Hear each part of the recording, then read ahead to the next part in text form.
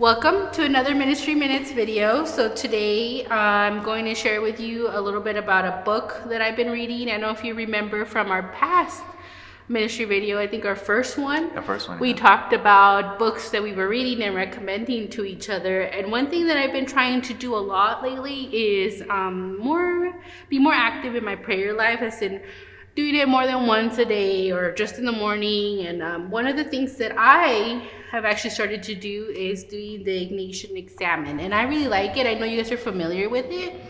But what I like about this book, it's called Reimagining the Ignatian Examen, is that it actually gives you a few different ways to do it on top of the original way. I'm going to tell you guys a little review of the original way, and then I'm going to tell you my two favorite chapters that I use for the examen on my daily.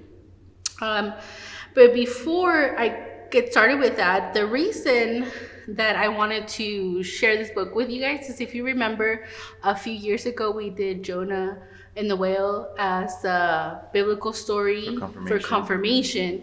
And one of the things that really stayed with us was the way Jonah was almost forced to pray while he was inside the fish, right?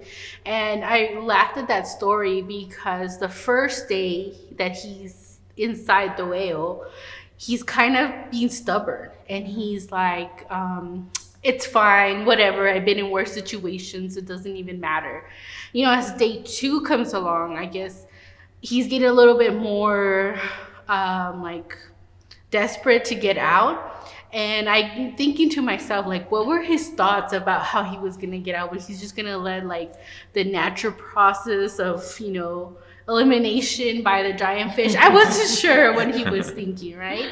But by the third day, if you guys remember, he started to pray, and he found himself kind of in a pleading, desperate state where he wasn't sure if he was going to make it out, but he wanted God to know what he was feeling. So he started to pray from his heart, and he started to apologize for what he did, but also maybe bargain a little bit with God and say, like, if you get me out of this, I know things could be different. I find myself in bargaining situations often, which is not what I should be doing, but I do it more often than I would like. So anyway, that reminded me about how is it a better way to do that without waiting to be in a really sticky situation like Jonah, and rather do that daily. So I went to the Ignatian Examen. For the examen, the traditional one is in the first chapter, or here it's actually called Examen 1, which I thought was pretty cool. So the original one has a few steps, and it says, begin in your usual way, which means in the name of the Father, the Son. You do the sign of the cross. If you do a prayer before, that's great. I personally like to do a little altar at my house because it's just a way that connects me more with my faith tradition. So I have the Bible, and I have a candle, and I have holy water or blessed water that I get from work because, you know, I have access to Father John and Father Rod. Sometimes I have a rosary or a devotional item on my table as well, but you can do it however you want to. You can do it outside or inside. I do both sometimes. The first step is giving thanks, and we've talked about that before, that it's important to be thankful and not just go straight to asking God, you know, give me this and this and this. So it talks about giving thanks, and then it asks the second step to ask for the Spirit, so for the Holy Spirit to kind of come in and give you the wisdom and the knowledge you need to make the decisions. Then it continues on step 3, which is asking you to review and recognize failures. And this one is always the hardest for me because how easy is it to really say I made a mistake? So I get stuck in this one a little bit longer. The fourth one is ask for forgiveness and healing, which is probably my favorite one. Yeah. And then the last part says pray about the next day. This book actually does a really great way of doing it. It says use the 5 R's, which are relish, request, review, repent, and resolve. Which I thought that was pretty cool. That's like easier to remember too. Yeah. So you would start the examen the usual way, which is the traditional examen. But then the book takes you on the opportunity to expand on that by using different examens that kind of focus on something very particular, which is why I really like the book. There are actually 30 examens, including the traditional one in here, that are to be used. The 29 are to be used on top of the original examen. And they're kind of they are categorized by specific topics or people or just moments, and so I really like that a lot. I'm going to share my favorite two with you guys, and the first one is actually examen number 12. And this says here to begin your usual way. So by either creating an area for you, an altar, some prayers, I'll start with the examen. And then the examen 12 talks about thinking and reflecting on who wore God's face today. And so that one specifically in these times of the pandemic and the confusion and, you know, all the things that are going on right now, this one was really useful for me because now it's a little bit even harder to connect with people physically, especially because you're all wearing a mask. And so you don't see people smiling. I don't know about you guys, but it was really hard for me at the beginning because I would smile, but they couldn't see it all the time. So this examen is definitely one of my favorites, and I'm gonna cut to a short story real quick before I tell you that. I'm sorry, I love to tell like little stories. I was at Starbucks, I want to say maybe 3 weeks ago, and I go inside because it's finally open to go inside because the car line was so long. And I go inside and I have my mask and I'm keeping my distance, and I order my drink, and then I go to the next section where they have a little X on the floor where you stand, and there's this other lady in front of me, and she squints her eyes a little bit, and I know she's smiling because I figured out when you kind of squint your eyes, you're smiling. So, I give her a squint back, and she goes, "Oh, you're smiling." And I said, "Yeah." I said, "Sometimes I'm not sure if people know when you're smiling." She goes, "Yeah, it was hard for me too because I'm such a smiler." And she goes, "But I figured out if they're squinting their eyes, that means they're smiling." Yeah. She goes, "So now you have to work it with the eyes, you have to kind of smize." Yeah, and that's what she said, and I loved it. She goes, "Now you have to smize." And so she's showing me her smizing techniques, and I had a great time with her while I waited for my drinks. And so I appreciated that moment so much because it's really natural for me to stand in a line and make conversation with somebody because you can tell off their, physical their expressions. Yeah, their expressions, and with the masks being difficult. So I appreciated that moment so much because I connected with another person, and having the mask on, which is important for our health and the health of others, it was keeping that connection away, and knowing that we were able to connect regardless was such an amazing moment for me. And I think on the flip side, just to add to that, it almost kind of forces you to try and make that connection because you are very natural at like just striking up a conversation with people. You're very much a people person. I think that's one of your gifts. And whereas I feel like I can speak for you too, Alfredo, both you and I are more introverted. So I am one of those people who I smile because I want you to know that I'm not a delinquent.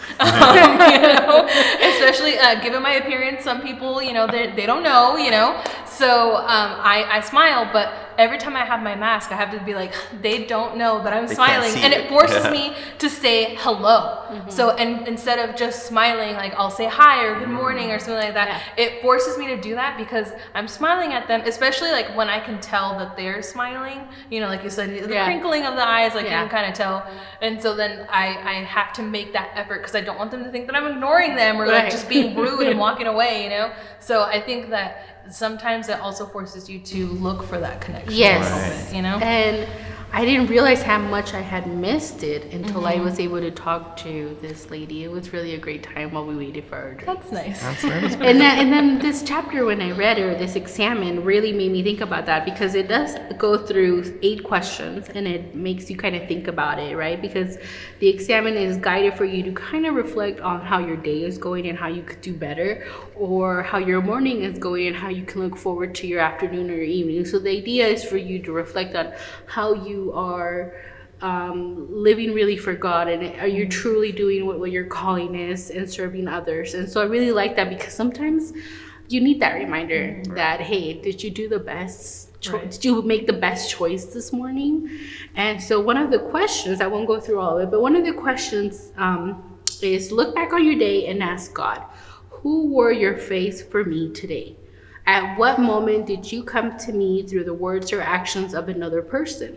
So I really like this question for the reason that when I saw that lady at Starbucks, it reminded me of this examen and how she wore God's face that day for me. That's because right. She greeted me, she acknowledged me, we had a conversation, and we talked about the importance of still connecting with each other. And so that was a really, really important moment. It was 5 minutes, but it was such a great reminder of that. And there's other questions here, and it does ask you to think about, did you look back at your day and in what person did I fail to find your presence? Which is the harder question for me. For sure. Is, did you ignore someone in need? Did you walk by someone who could have used your help or your kind words and you just kept going because you're too busy? And so this examen forces me to not only look for the face of God in other people, but it also forces me to look at myself and did you miss the opportunity to help someone? So I really like Examen 12. I want to also share with you my other favorite. It's Examen 26. And this one is my greatest fear. And I feel like lately there's a few things that make me a little bit more worried than others. So I really like Examen 26. And so again, it tells you, begin in your usual way. And it again reminds you to spend some moments in gratitude, thanking God for one or two blessings, big or small. Thanks for the electricity that turned on in my house this morning. Or thanks because there's a gallon of milk that I can have my cereal with. So it could be small, And it does ask you to look over your day.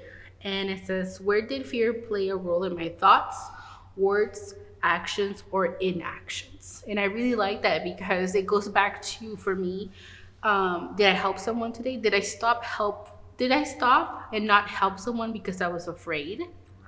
Or did I stop and not help someone because I had a misconception about that person? And so it also makes me look at myself and say, you have to be a disciple of Christ. And so we cannot let our fear stop us, especially now, from fulfilling that calling of servitude towards others. And I think that's a great thing that I'm glad they put those types of reflection questions in there, because without even in a subconscious kind of way, without even thinking about it, we do some things or we don't do some things because of a concern or a fear or a worry, or even as simple things as I don't want people to look at me funny because I'm being kind or something, right. And so you avoid doing acts of kindness or whatever, and so it's just things like that, and so if during your prayer moment you're thinking of how did fear control me or influence something today, it helps you as you go about the rest of your day or in the future to really think about am I letting fear dictate certain things or me not doing certain things. So I really like that. Yeah, and what you're saying is actually reminding me of the story of Jeremiah.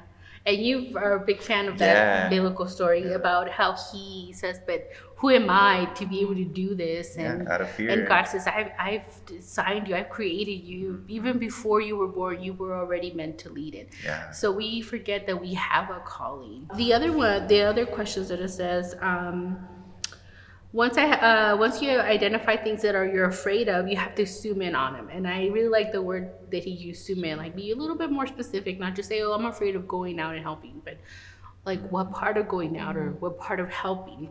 And it says for you to say out loud, Lord, I am afraid of, and it gives you a little blank and you fill in the blank. And then you think about this and what frightens you about this. And then you get into a little bit more of, what are the deeper fears about this specific thing that I don't want to do? For example, if you say, I'm afraid of upsetting my boss, might lead to, I'm afraid of getting fired, which in turn might lead to, I'm afraid of failing to provide for my family. So you see how it goes from one thing to the other, and it kind of helps you zoom in on that. And then it says you keep digging deeper and deeper, and you try to get at what you're really afraid of. And once you get there, the hardest part is to saying it out loud, because sometimes our deepest fear, that once we get to what it is, it's really scary to say it out loud, And so it gives you that to focus on things that make you afraid to be to respond to your calling. So those are my two favorite that I want to share with you. And I didn't want to make this too long because it's actually super quick. It shouldn't take more than 10 to 15 minutes. And you could do it once, twice. It's Saint Ignatius of Loyola actually made it to be done twice a day. But if you're new to it, you could start definitely once a day, and then you can move towards that. And you can do it in the evening and kind of reflect on your day and prepare for tomorrow. Or you could do it in the morning and reflect on how your afternoon can go. Especially if it's a hard morning, I'm definitely going to do it in the morning. So anyway, this is the book I recommend for you guys and for all of you at home. It's a great way to have a guided, reflective prayer. So